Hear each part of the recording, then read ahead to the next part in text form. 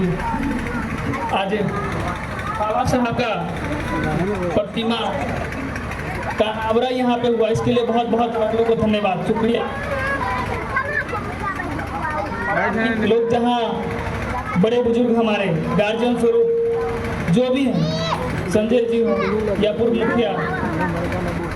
मुखिया जी हो, तमाम जो जिनका हम नाम नहीं जानते, सब लोग क्रांतिकारी जय भीम नमो बुधाई करते हैं। साथियों,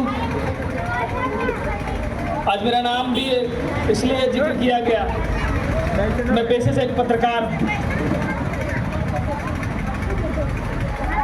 नाम तो सर ने बताया, मेरा नाम वकील कुमार बादल है और हम बाहर के रहने वाले हैं।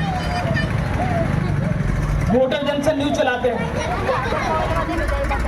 बिहार के हर उस कोने में जाते हैं जहाँ जहाँ दलित समाज की स्थिति, आज भी दलित समाज को भेदभावों से बेहतर रखा गया है, उनकी बदतर स्थिति है, उसको दिखाने का प्रयास करते हैं। लेकिन उस देखने के बाद हमको एक बात याद आया, बाबा साहब की। आज यहाँ पे बहुत सारे लोग बाबा साहब के बारे में बहुत कुछ कहा, जो मेरे अंदर ज्ञान है वो भी मैं कहना चाहता हूँ। मेरे अंदर ज्ञान है, सिर्फ बाबा साहब को हमने पढ़ा और वो ज्ञान मेरे अंदर है, मेरा एक्स्ट्रा कुछ नहीं है। बाबा साहब अम्बेडकर 18 मार्च 1956 को आगरा में कहा था, लेकिन बच्चे लोग बढ़ जाएंगे, थोड़ा हमको बात करेंगे तो अच्छा लगेगा, फिर आप लोग सुनेंगे तो। बाबा साहब अम्बेडकर ने कहा 18 मार्च 1956 को आगरा में कि हमें पढ़े लिखे लोगों ने धोखा दिया। बाबा साहब अम्बेडकर ने तो ये बात जब हम पूरे बिहार में घूम घूम कर जाके जब देखते दलितों की स्थिति और उन नेताओं का वाइट लेते हैं, उन नेताओं से प्रतिक्रिया जब पूछते हैं, तब लगता है कि बाबा साहब ने जो कहा वो वाकई सत्य है।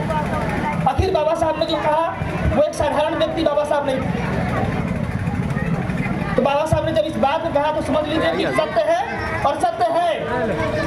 मतलब पढ़े लिखे लोग मतलब मैट्रिक इंटर बीए नहीं, पढ़े लिखे लोग मतलब मैट्रिक इंटर बीए पास कर गए वो लोग बाबा साहब को धोखा दे रहे हैं। बाबा साहब को वो लोग धोखा दे रहे हैं, उनके विचारों को वो लोग मार रहे हैं जो ऑफिसर हैं, जो बड़े बड़े पदों पर बैठे हुए हैं, सांसद हैं, विधायक हैं, वो लोग बाबा साहब के विचारों को मार रहे हैं। हम रोज तरपा के बाबा साहब के विचारों को मार रहे हैं और हम लोग कुर्सी पर बैठ के बाबा साहब के विचार को बताते हैं। लेकिन आपके आसपास में लोग वो सांसद विधायक कुर्सी पर बैठे हुए हैं, जिनसे सवाल पूछना चाहिए आपको, वो सवाल नहीं पूछते आप।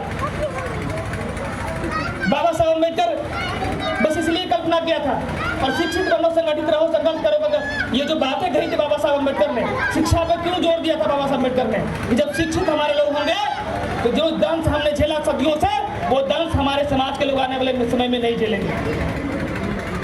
बाबा साहब अम्बेडकर ने इसकी कल्पना किया था, लेकिन आज हमारे लोग पढ़ लिख के विधायक, मंत्री, सांसद, बीडीओ, सीओ, आईएएस, आईपीएस बन जाते हैं। वही लोग हमारे समाज के ऊपर घातक है। आज जो हमारे समाज की स्थिति बनी हुई है उन लोगों की वजह से बनी हुई है। ये जान लीजिए, ये वोट आपको बहुत कुछ देता है, ये वोट आपकी बहन बेटी की इज्जत आपको बचाता है, लेकिन इस वोट का उपयोग सही मायने में करेंगे तब, नहीं तो बाबा साहब के आत्मा को हर रोज ठेस पहुंचाते हैं, बाबा साहब के आत्मा को हर रोज भटकाते हैं। ये आप जान लीजिए, ये सिर्फ लंबी लंबी बातचीत करने से नहीं होगा, जमीनी पे आपको काम करना होगा कि हमारे समाज की परिस्थिति क्या है। आपके आसपास में आप हर रोज मटन मुर्गा खाते हैं, आपके आसपास में लोग मार भात भी खाने में लोग हैं, उनकी भी परिस्थिति आपको समझनी पड़ेगी। उनकी समाज की, उनकी बेटी बहू कहाँ जा रही है, आज उनकी गलत रास्ते में जाती है, उनकी मजबूरी हो जाती है, उन लोगों को हम लोग को देखना पड़ेगा। तो बाबा साहब अम्बेडकर ने जो कल्पना किया था कि हमें पढ़े लिखे लोगों ने धोखा दिया, जब उन्होंने कहा तो कोई साधारण व्यक्ति बाबा साहब अम्बेडकर नहीं थे। अगर इस बात को कहा तो बात कही आप समझ लीजिए। इस बात का मैं इसलिए जिक्र करूंगा, ये मेरा टॉपिक है और ज्यादा चीजों पे बात नहीं करूंगा, क्योंकि बाबा साहब अम्बेडकर की जो कहा वो सत्य है। आज देख लीजिए, हमारे समाज के लोग वोट ले लेते हैं, वोट लेने के बाद वो संसद विधायक में चले जाते हैं। आज देख लीजिए, अभी हम घटना कर गया, सुबह घटना हम लोग कवर करके आ रहे हैं, बाद की घटना है। एक बच्चा आम का गुच्छा जो नीचे गिरा हुआ था, समाज के हमारे भाई, उनके बच्चे थे, वो एक भूमिहार जाति के जो लोग थे, उनका बगीचा था, उनके बगीचे में जाके आम का टुकड़ा उठा लिया, उसके लिए उसको मार के निर्मम तरीके से हत्या कर दिया गया, मार के फेंक दिया 4 लाइन की तरफ। सोच लीजिए, उस पेड़ से जो आम गिरता है उसको बकरी खा सकता है, कौवा खा सकता है, कुत्ता खा सकता है, लेकिन दलित की भी बेटा नहीं खा सकता। क्या अभी तक इस देश में आजाद होने के बाद हम आजाद हैं? बताइए, आजाद हैं हम? तो फिर ये हमारे समाज के लोगों की बताइए जिम्मेदारी बनती कि नहीं बनती? आज उसको न्याय कौन दिलाएगा? बताइए, आज उस परिवार अगर आज किसी दलित की ओबीसी एससी के बच्चे होते तो आज उनकी हर रोज अभी हत्या करने का साजिश किया होता। लेकिन उन लोग उनके बारे में कौन सोचेंगे? ये क्यों हो रहा है? क्योंकि हमारे लोग एकजुट नहीं है, संगठित नहीं है। बाबा साहब ने कहा कि बिखरे हुए समाज कभी शासक नहीं बन सकता। वो बात वाकई सच्चाई है कि हम लोग बिखरे हुए हैं। ये लंबी बात करने से, विचार बताने से कुछ नहीं होने वाला। ये जान लीजिए, जब आपको समय मिलता है तो आपको समय इसलिए मिलता है कि अपने समाज का उद्धार करेंगे। लेकिन आप पढ़ लिख जाते हैं, SDM, TM, IPS, IAS बन जाते हैं, लेकिन उसके बाद आपको कोई ध्यान नहीं, कोई मतलब नहीं समाज कहाँ जा रहा है, क्या और समाज की स्थिति है, कोई मतलब नहीं। तो ये बाबा साहब की विचार, बाबा साहब की मूर्ति लगाने से कुछ नहीं होने वाला। मेरा मानना है बाबा साहब की मूर्ति लगाने से कुछ नहीं होने वाला। बाबा साहब ने मूर्ति का हमेशा विरोध किया। ये बात आपको लोगों को मालूम होनी चाहिए। बाबा साहब अम्बेडकर ने हमेशा मूर्ति का विरोध किया।